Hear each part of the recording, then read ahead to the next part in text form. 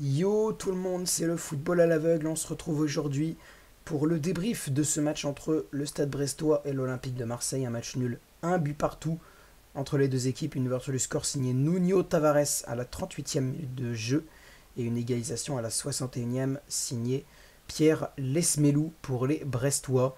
Alors un match qu'on va découper en deux mi-temps pour débriefer. Alors lors de la première mi-temps, j'ai trouvé les Brestois très entreprenants offensivement et très très solides défensivement. Brassier notamment, Duverne aussi très bon.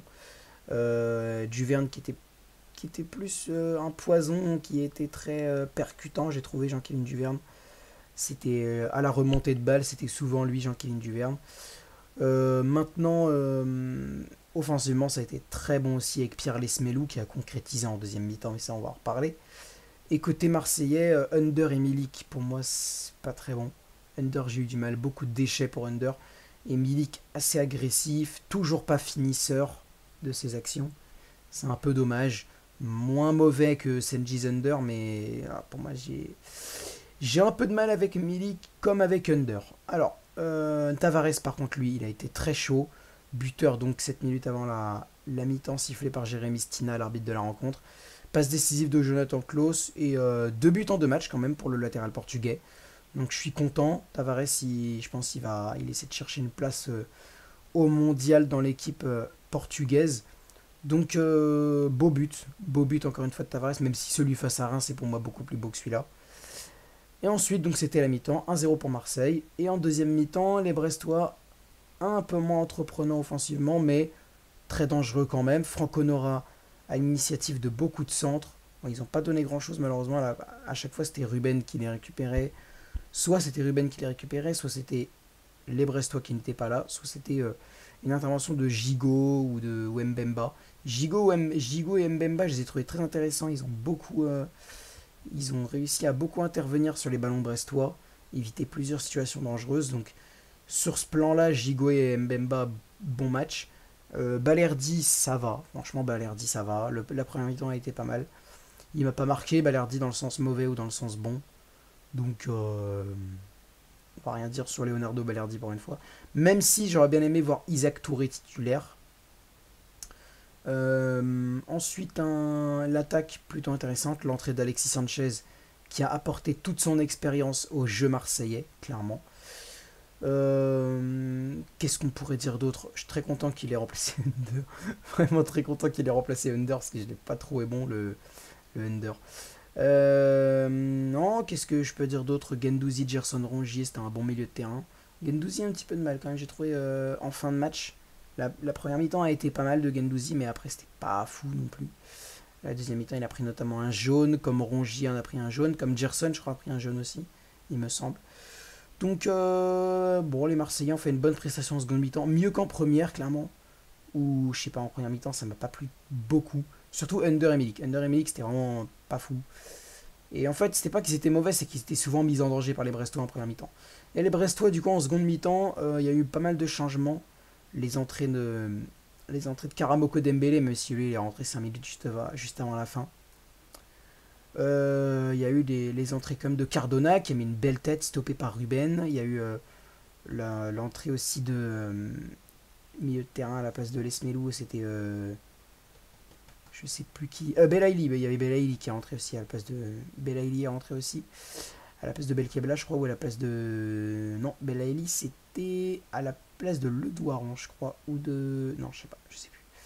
Je sais plus pour l'entrée de Youssef Belaïli qui a en tout cas été pas mal. Pas mal, Belaïli, il m'a pas marqué non plus, mais pas mal. Belaïli.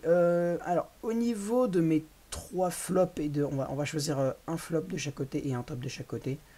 Flop brestois, je dirais peut-être. Je dirais peut-être Dari ou Chardonnay. Moi, Dari ou Chardonnay, enfin, je les ai trouvés bons, mais c'était pas souvent eux qui intervenaient pour stopper les attaques marseillaises. C'était plus Duverne et Brassier, j'ai trouvé ça un peu dommage. Dari, après, ils n'ont pas été nuls non plus, mais je sais pas, moi, surtout Chardonnay. Surtout Chardonnay, même si Chardonnay n'a pas été dégueulasse non plus, c'est juste. De toute façon, c'est compliqué de choisir un flop. Hein. Les Brestois ont très bien joué. C'est compliqué de choisir un flop, donc j'ai choisi Chardonnay, mais de très peu. Clairement, si tu vois cette vidéo, Brendan, de très très peu. Clairement, rassure-toi, c'était pas du tout scandaleux. Du côté top Brest, non, flop Marseillais, on va rester sur les flops. Du côté flop Marseillais, clairement under. Milik encore, ça a pu aller en deuxième mi-temps, il s'est rattrapé un peu. Mais under, beaucoup trop de déchets, c'était vraiment. Mais, oh. Under, même face à Reims, hein, même face à Reims, son match face à Reims, il est pas fou non plus. Hein. Under, clairement, les déchets en début de saison, il y en a beaucoup.